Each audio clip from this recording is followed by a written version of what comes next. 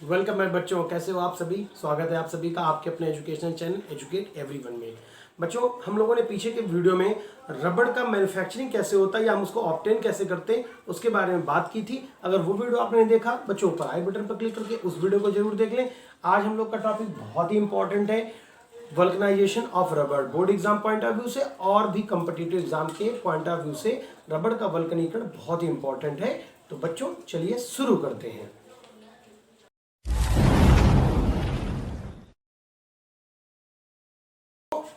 वल्कनीकरण की आवश्यकता क्या है बच्चों, एक इमेजिनेशन करिए कि जिस तरह से कच्चा सोना, अगर हम लोग प्योर गोल्ड 100% गोल्ड का ऑर्नामेंट या ज्वेलरी बनाएं तो क्या वो स्टेबल होगी, क्या उसमें स्टेबिलिटी होगी? बिल्कुल नहीं बच्चों, बहुत कमजोर होता है प्योर गोल्ड। उसी तरह से बच्चों, अगर हम लोग प्योर रबड़ जो हम लोगों ने हीविया ब्रांजिलेसिस नाम के पेड़ से ऑब्टेन की थी, जिसका हम लोगों ने बच्चों पूरा पीछे हम लोगों ने पढ़ा, जिसको हम लोग पॉली आइसोप्रिन कह रहे थे।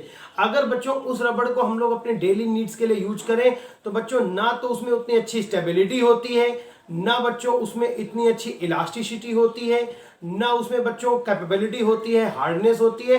तो इन सब कमियों को दूर करने की जरूरत थी जिससे कि हम लोग उसको अपनी डेली लाइफ में यूज कर सकें।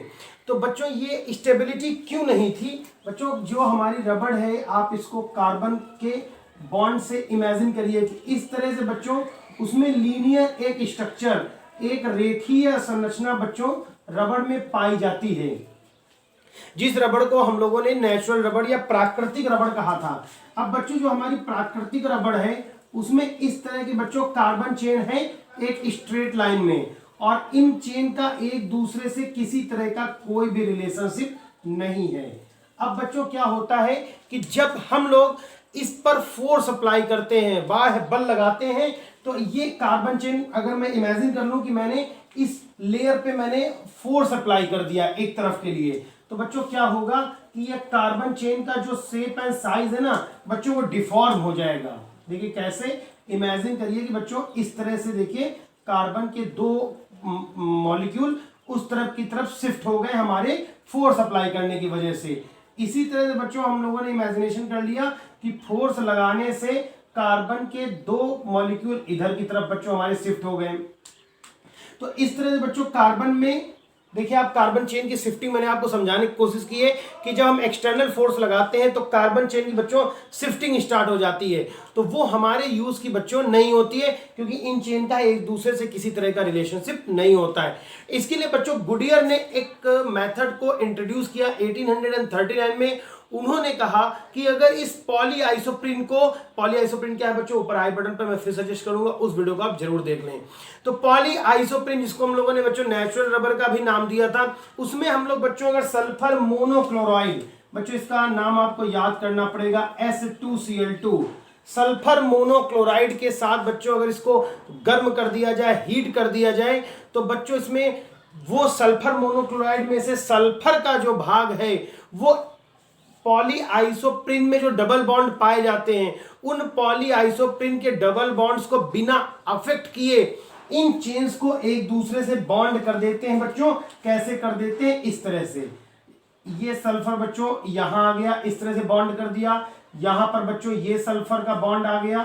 तो बच्चों इस तरह से आप देख रहे हैं कि चेन एक दूसरे से बच्चों बंध जाती हैं और उनमें जो कमियां हैं, जो ताकत, जो सामर्थ्य की कमी है बच्चों, वो सामर्थ्य आ जाती है।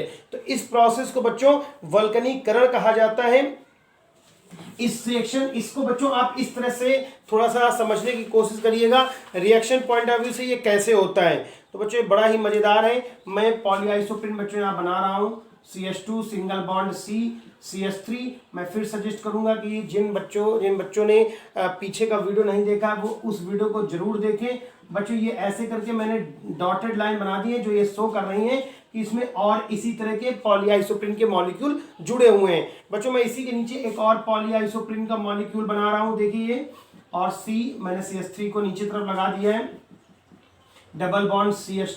और बच्चों मैंने अभी 2 मिनट पहले आपसे क्या कहा कि द्विबंध को बिना प्रभावित किए हुए, तो बच्चों ये वही डबल बॉन्ड है जिसकी हम बात कर रहे हैं। बच्चों किसके साथ इसको गर्म करना है हमें? S2Cl2 के साथ। और जब बच्चों H2Cl2 के साथ इसको गर्म किया जाता है तो देखिए क्या रिएक्शन हमारी निकल के आती है।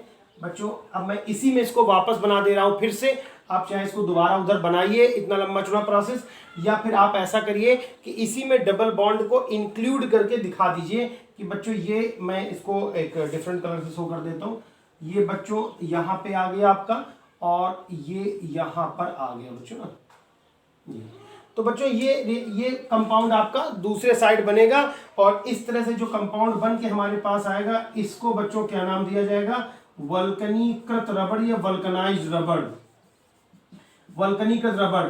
अब बच्चों प्योर जो ओरिजिनल हमारी नेचुरल रबड़ थी और जो ये रबड़ हमें ऑब्टेन हुई जिसको हम लोगों ने वल्कनाइज्ड रबड़ का नाम दिया, इन दोनों में बच्चों क्या डिफरेंसेस हैं? तो मैंने आपको पहले बता दिया कि जो नेचुरल रबड़ होती है उसमें बच्चों ना तो इतनी टेंसिलिटी होती है, ना उसमें इतना ज़्यादा उसमें सामर्थ्य होता है, ना उसमें इलास्टिसिटी होती है, वो बच्चों बहुत वीक होती है, जिसको हम अपने डेली लाइफ की जो भी चीज़ें बच्चों, ये देखिए मैंने रिस्टवॉच पहन रखी है, इसका बच्चों स्ट्रैप आप देख लीजिए। बच्चों मैंने जो शूज़ पहन रखे हैं उस शूज़ का जो बच्चों सोल है, जो टायर इंडस्ट्री है बेसिकली पूरी तरह से आपकी डिपेंडेंट है रबड़ के ऊपर।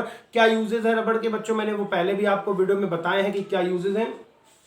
तो रबड़ बच्चों बहुत ही हमारे यूज का है, लेकिन हम नेचुरल रबड़ को नहीं यूज कर सकते। और बच्चों जब इसमें सल्फर मोनोक्लाइड मिला करके उसका वल्कनीकरण करा दिया जाता है तो जो उसमें बच्चों कमियां मैं आपको बता रहा हूं, जो भी सामर्थ्य नहीं है, इलास्टिसिटी नहीं है, हार्डनेस नहीं है, वो सारी कमियां बच्चों दूर हो जाती हैं। दूसरी बात, एक चीज यहां पे ध्यान देने वाली है कि रबड़ कैसे बनेगी वो इस बात पे डिपेंड करती है परसेंट ऑफ सल्फर वैल्यू, कि सल्फर बच्चों कितने प्रतिशत मिलाया गया है। बच्चों ध्यान रखिएगा इस बात को, जो टायर इंडस्ट्री में यूज हो रहा है, जो टायर इंडस्ट्री यूज कर रही है वो 3 to 5% का यूज हो रहा है।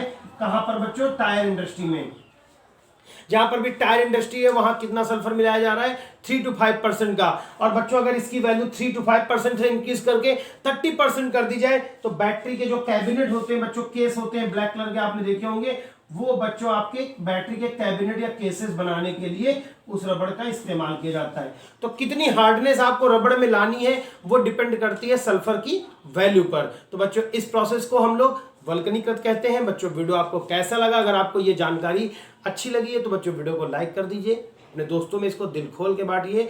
और बच्चों अगर अभी तक सब्सक्राइब नहीं किया या चैनल पहली बार है तो चैनल को सब्सक्राइब कर लीजिए, जिससे आपको इस तरह के नॉलेजफुल वीडियो की नोटिफिकेशन बच्चों सबसे पहले मिलती रहे। आप किस तरह के वीडियो को और देखना चाहते हैं बच्चों, कमेंट बॉक्स में हमें जाके जरूर बताएं। इन वीडियो में आपको और क्या अच्छा बनाना चाहिए हमें, उसका सजेशन हमारे लिए बहुत इंपॉर्टेंट है, तो प्लीज हमें सजेस्ट जरूर करिए।